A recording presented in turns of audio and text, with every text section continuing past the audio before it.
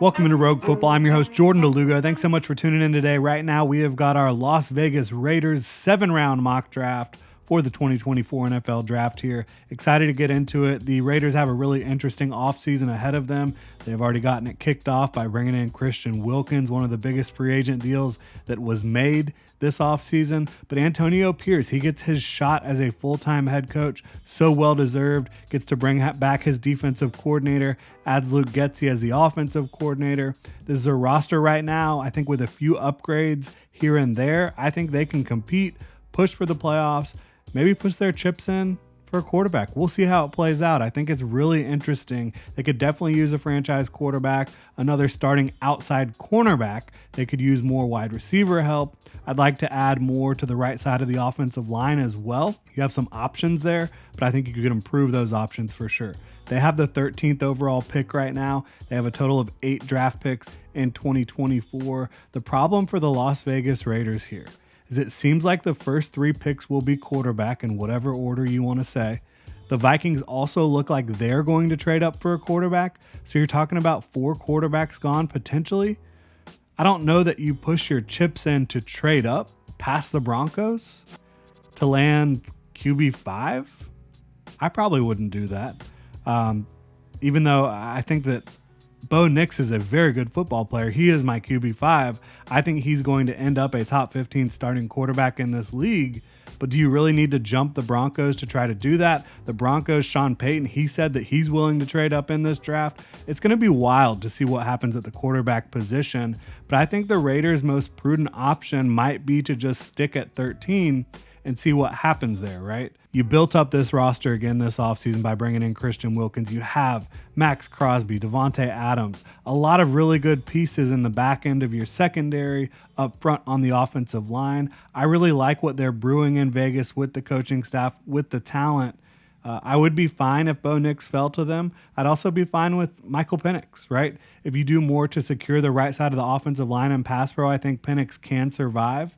He's definitely got one of the more talented, juiced-up arms in this class. You can be a deep ball, vertical strike offense with him. I think if either quarterback is available, you could take them. I think it's less likely that Nix is available than Penix. If Penix is available, though, or if both of them are available, I would not mind trading down. Because quite frankly, I think 13 is a little early for either of them. It'd be nice to be able to land some extra draft capital and get a quarterback of the future that can compete right now as well with Gardner Minshew, with Aiden O'Connell, right? So I'd like to trade down. So here we trade down with the Cincinnati Bengals, pick 18 and 80 overall. Bengals trade up to get 13. We get 18 and 80.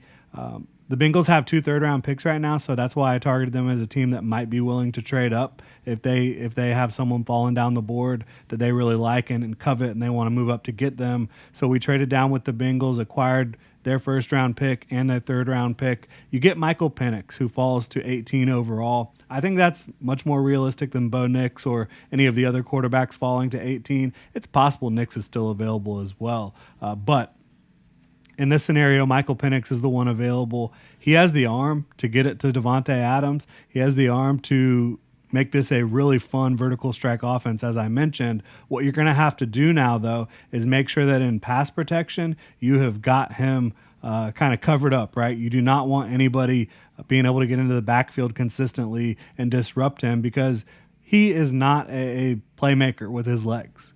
He's not a statue, but he's also not a big-time playmaker. You want to give him space. You want to give him time to be able to find the receivers down the field and use that big arm, that big left arm that he has.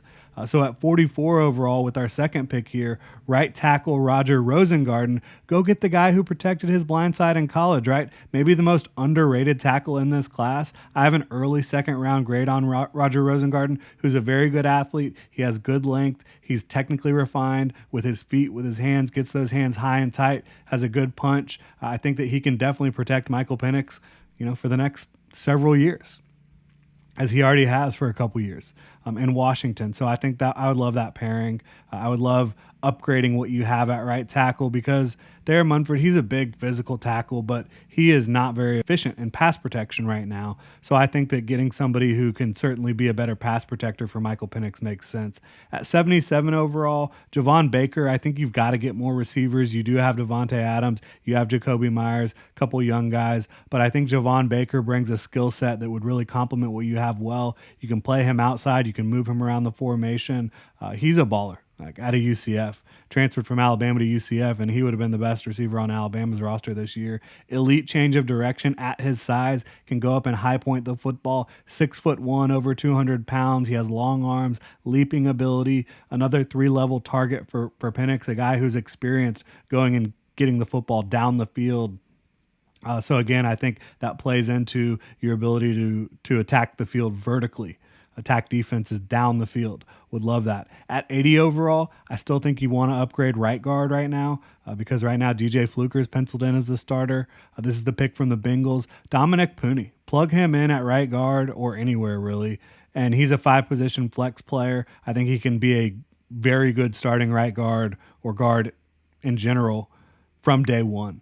And I think that you now have a guy who he can certainly get it done in the running game, can get out on the move, can move people off the line of scrimmage, but I love his ability to pass protect on the interior. Again, now you have really solidified the right side of that offensive line and pass protection to try to keep Michael Penix clean, to give him the time he needs to get Devontae Adams and Jacoby Myers and Javon Baker the football. At 112 overall, cornerback Cam Hart. He's big, he's physical, great length, great eyes at cornerback.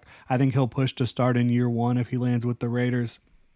At 143, we traded up here because we could not risk him coming off the board, so we gave up the 5th and 6th round picks to go get Muhammad Kamara to pair up with Max Crosby on the edge.